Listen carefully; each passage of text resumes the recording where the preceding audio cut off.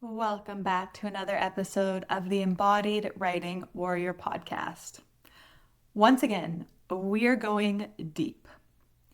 If you listened to last week's episode, you know that we took a deep dive into why your struggles with food may not be about food at all. They might be about safety. That episode is so important, and I wanted you to have an additional resource for it, so I actually created something special for you. It's a free workbook called Hungry for Safety, a Divine Daddy's Guide to Emotional Freedom.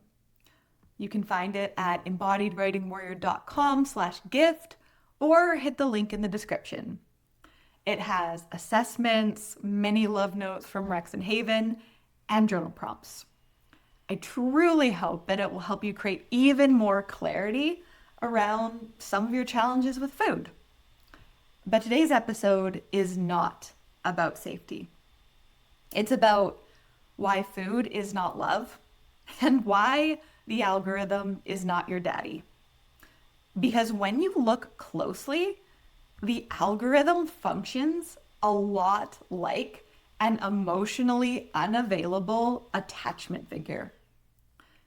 This is a conversation about love, belonging, attachment, and how all of those things can impact your relationship with food, with your consistency, and just your overall happiness. So I'm getting more personal than usual with today's episode for two reasons. One, I want you to know that I don't just talk about the work I do in food freedom fantasy. I deepen into it consistently. And two, I believe there's so much universal medicine here, especially if you've struggled in relationships, or if loneliness has been a trigger for emotional eating, or maybe you also have a loaded relationship with social media. Maybe all of the above. As this is more personal in nature, I invite you to listen for pattern recognition. How do these big themes align with your own lived experiences? One of my mentors recently shared that awareness is curative all on its own, and I come back to this idea often. So my intention is that today's episode creates this healing level of awareness of what may have previously been in a blind spot, just as it was for me. Now, this came up for me after being on the struggle bus for most of January. Eating habits wobbly AF. I would go through this period of one day of aligned eating, then one misaligned day, off and on for weeks on end.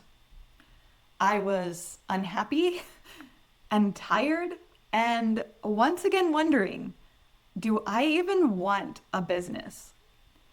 Is it always going to make me this unhappy, or is this just the temporary growing pain of doing something that's big and scary and uncertain? Then I started doing some deep reflecting on a walk.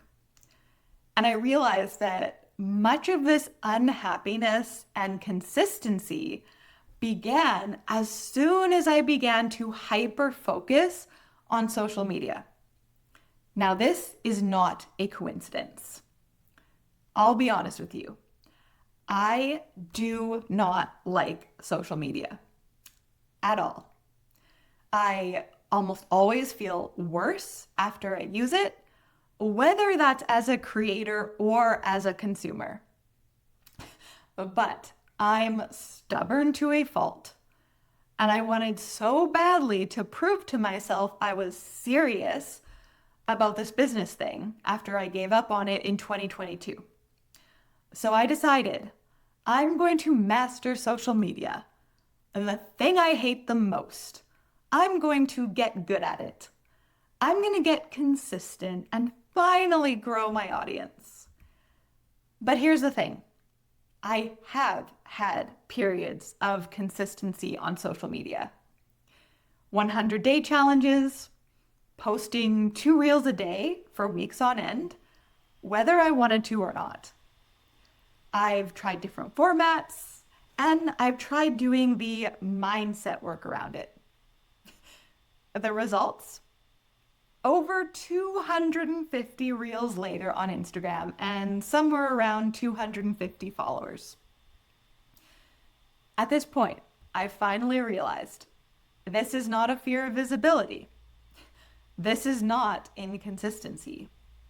This is a medium mismatch. And this idea of a medium mismatch is so important. And I want you to start auditing your own life for potential mismatches for you as well. Here's the thing. Some people genuinely love social media. They get excited about scrolling and spotting clever reel ideas and saving them and then riffing on trends in their own way. And those people are not wrong. They're beautifully right because they found the medium that aligns with how they think and create. Meanwhile, I do not think in hooks. I think in stories, in systems, in framework and layered meaning. So I love podcasting and writing books and long form content because they give me this space to go deep with you, to build this nuance and to create context, and to also help you feel safe while we explore things that are a little more complex together. You can't do that well in 30 seconds. At least I haven't figured out how to. In fact, a lot of popular marketing advice says that you should not try to create safety and nuance. What you actually need to do is shock people's reptile brains to get their attention. Sorry, not sorry, but I'd rather speak to your heart and your soul than your reptile brain. And Instagram's format simply does not reward this kind of depth. There's this beautiful book by Sophie Wilson called The Content Exit that names this dilemma so clearly. And she writes about one of the biggest lies of social media, the lie that you need to build your personal brand by performing for the algorithm. But the reality is, personal branding through performance creates a version of you that attracts the wrong people and repels the right ones. A personal brand only contributes to business success when it shows how different you are within your market, not how well you conform to industry standards. The algorithm rewards sameness. Your clients crave authenticity. You can't serve both masters. Again, Sophie Wilson, Content Exit. I'll link it in the description. And yet, I read this, I knew this, and for a long time, I was trying to win at social media anyway. Even though I knew deep down that this podcast and my future books are how I'm truly meant to call in my people. But those things felt too natural, too easy. Like rewards I'd earn someday, once I finally conquered the algorithm. This is where the idea of a medium mismatch is so important. And it doesn't just apply to business. It applies to everything. I have heard that people can feel how you feel about your marketing. So, of course, it makes sense that my social media isn't blowing up when I have many thoughts, none of them good, about the platform. But when I write or podcast, I feel alive and creative and happy, and I feel fully myself. And even though I only hear from listeners on occasion, I feel deeply connected to those listening and so grateful that you spend this time with me every week. Your listenership truly does mean the world to me. But as soon as I go to post a reel, I feel myself brace, there's resistance in my body, pressure, and I go into this performance mode and feel very self-conscious. And again, some people thrive on reels. They are masterful, and you watch them and you can tell that they just love it. So I've watched these amazing creators and thought, I could grow to love social media, right? I could become joyful and relaxed while creating. I used to hate running and now I love it. So it's possible, right? And maybe you're thinking the same thing about some practice or habit in your life. Maybe it's social media or running or fasting. Speaking of running, I did an entire episode on the belief that running causes high cortisol and a stress response and even weight gain in women especially. I will link that old episode in the description as well. So that's a myth running around out there, and it might be true for some people. Meanwhile, running has been one of my biggest stress relievers, and it really supports maintaining healthy eating habits that also contribute to a lighter body weight. This is my personal experience. I also know this isn't everyone's experience. The physical body will have a completely different response to doing something it loves than to doing something it hates. Different hormones will be activated, which will lead to different outcomes. And sometimes you do grow to love something over time. But eventually, you sometimes have to accept that there are certain things that might always be a medium mismatch. And you're not broken, you're not wrong for this, and you're not weak. You're just in the wrong environment. You know that whole line about how if a flower is not growing, you change the environment, not the flower? I think I was trying to be a dandelion. Look at me. I don't even need grass or soil.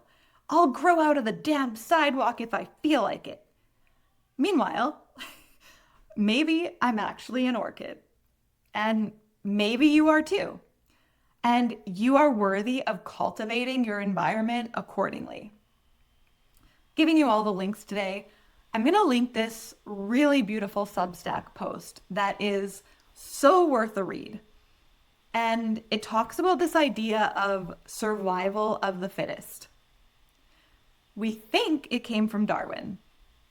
We think he meant just get stronger and better than everybody else so you can win. Turns out his work about natural selection was later bastardized by some capitalist happy economics bro. Because of course it was. Here's what Darwin actually learned in his studies. It was this: creatures that fit their environment tended to survive and reproduce. Those that didn't tended to not survive. This wasn't about strength and aggression. It was about a right fit environment. So maybe you don't always need to get stronger and better. Maybe you need to realize, wow, I'm already enough. I'm amazing. And I have strengths in other areas. And I'm going to create environments that fit me so I can thrive. It's okay that another person might thrive in a different environment. Neither of us is wrong or better than the other, just different. Then I had another insight. On this snowy walk, I mentioned to my pet robot, ChatGPT, how it felt like social media is basically the entrepreneurial equivalent of what I used to do in my early 20s, where I used to chase emotionally unavailable, dismissive, manipulative F-boys. Because I always thought, well, maybe if I just keep showing up and being nice to him, he'll love me. Maybe if I lose X more pounds, he'll want me. Maybe if I do this better, he'll desire me. My pet robot confirmed. These parallels are real. The early 2020s pattern was emotionally unavailable men, hot and cold reinforcement, occasional crumbs of attention, and I knew they weren't safe. But I kept engaging because every time they texted back or showed some unexpected attention, it felt like proof I was wanted. But here's what this actually did: it trained my nervous system to equate unpredictability with value. It taught me to outsource my worth to external selection. And then it reenacted this maybe this time I'll be chosen pattern over and over and over again. Social media does the exact same thing. It's algorithmically inconsistent attention. It's random spikes followed by silence. And you're never sure why one reel pops off over another. It's this system that does not care about values or depth. It's just gobbling up as much of the attention economy as it can, honestly, at the cost of people's mental health and well-being, many times. It is not designed for safety or attunement, but it felt like this toxic lever I kept getting pulled back to. Even one of my friends, right before I moved, was like, "You've been complaining about social media for the last decade. Why are you still trying?" And why? Because both of these systems run on the same loop. The loop of, if I'm compelling enough, I'll finally be picked. And this wound runs deep. As I share this next part, I share it from a place of deep understanding that all parties involved were doing the best they could and did not have a lot of resources themselves, and were also perhaps not shown what consistent attunement and affection looked like from their caregivers. So the "I'm not loved" wound starts to show up between 6 months and 2.5 years. My sister was born when I was 2, and she had a lot of health challenges that demanded attention. 2 years later, my mom had twins with colic. 3 years later, my mom had a severe health breakdown and became pregnant with my youngest sister. So, 5 kids, minimal capacity. And my dad was almost always at work because he had to be.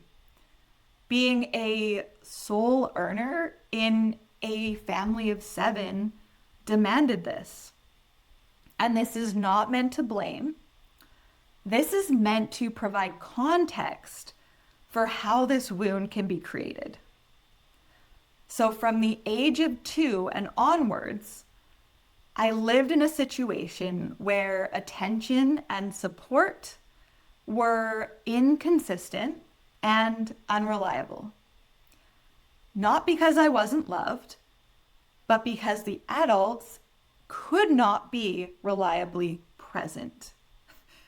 So, of course, as an adult, I would turn to what felt familiar, both in love and in business. And that was inconsistency, unreliability. And when this is what you're experiencing, whether it's from a social media platform or an unrequited lover, of course you're going to want to have something in your life that feels stable and reliable, always at your disposal. Enter food, all the food, emotional and binge eating on repeat. You're not failing at your diet or being a willpower weakling here. You're starving to be held, and maybe this feels like the only place you can get that holding. I once heard a woman in the business space say in a room of health coaches that they'd have to do the same work they did to heal their relationship with food in the area of business and entrepreneurship. And I think you also have to do the same work to heal anxious attachment relationship patterns in the business world as well.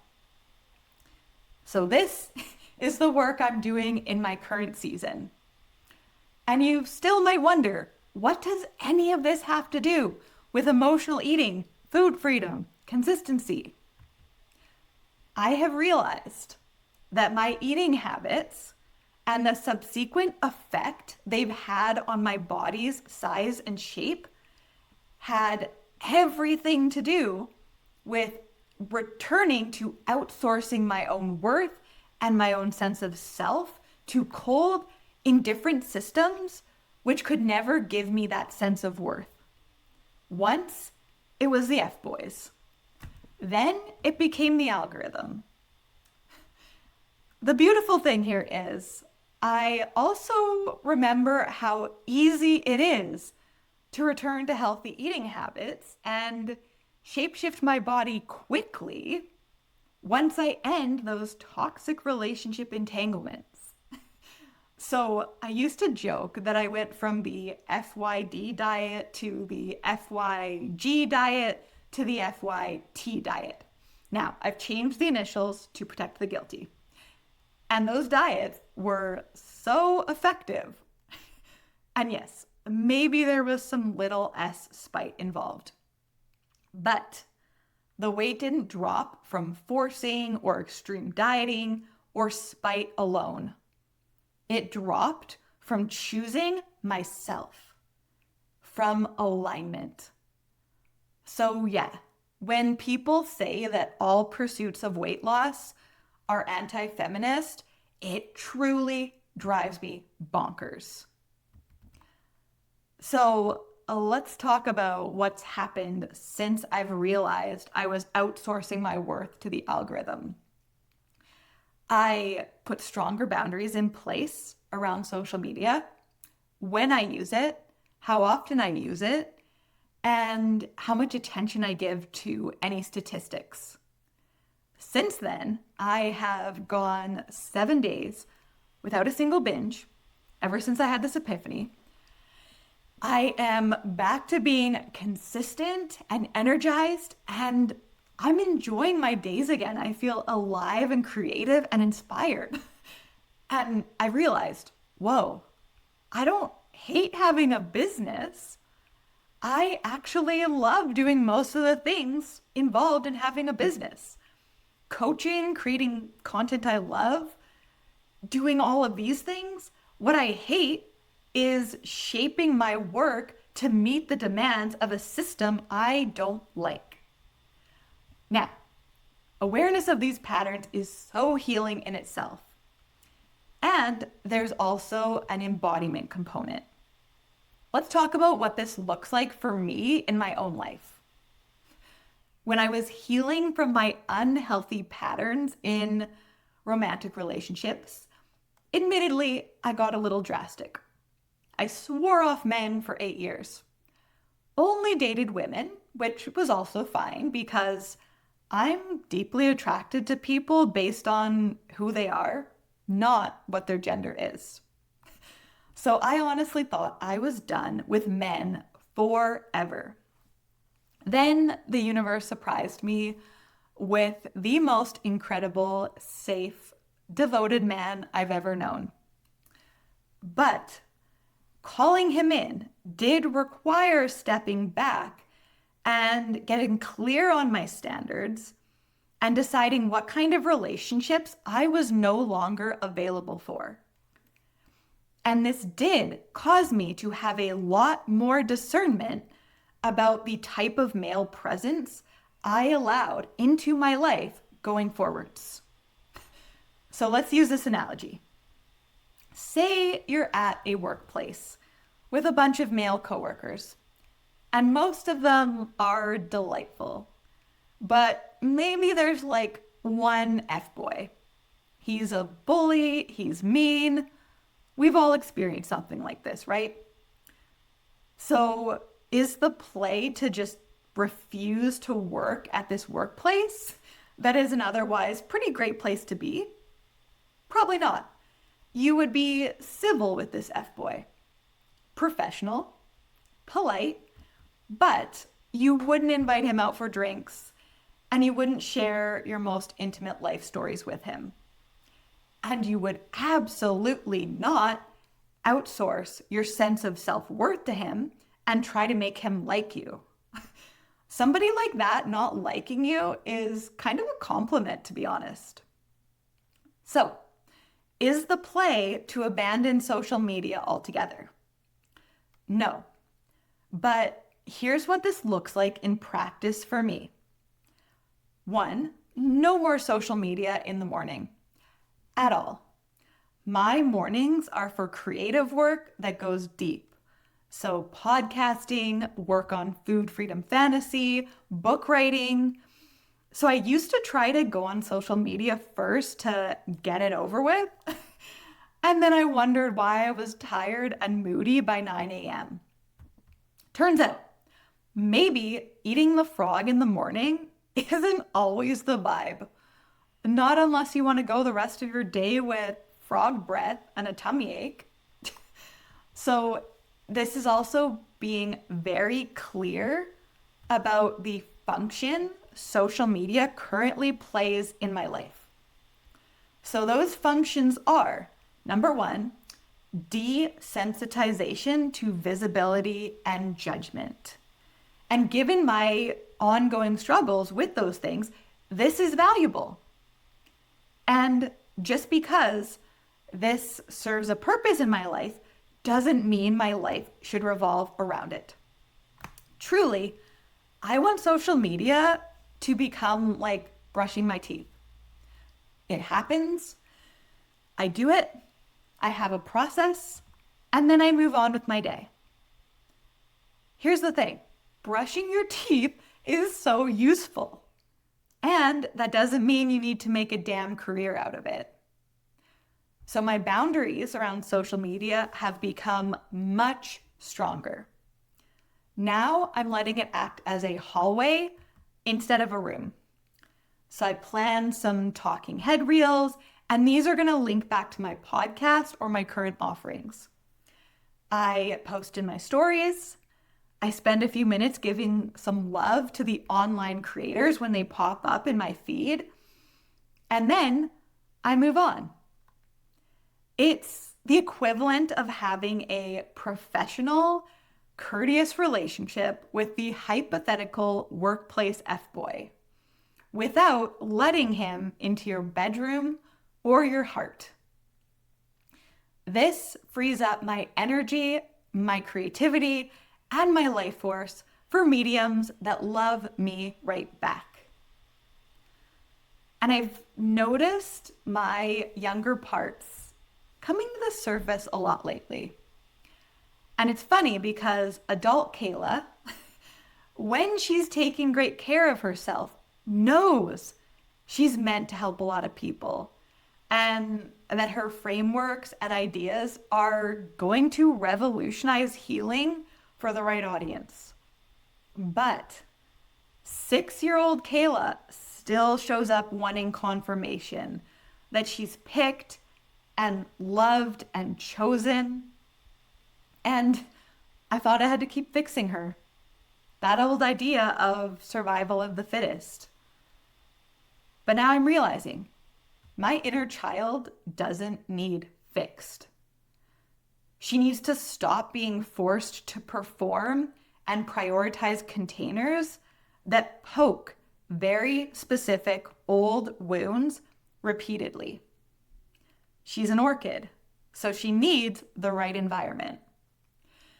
This is why podcasting and books and longer form content like Substack posts feel so different. These mediums offer something that my childhood did not.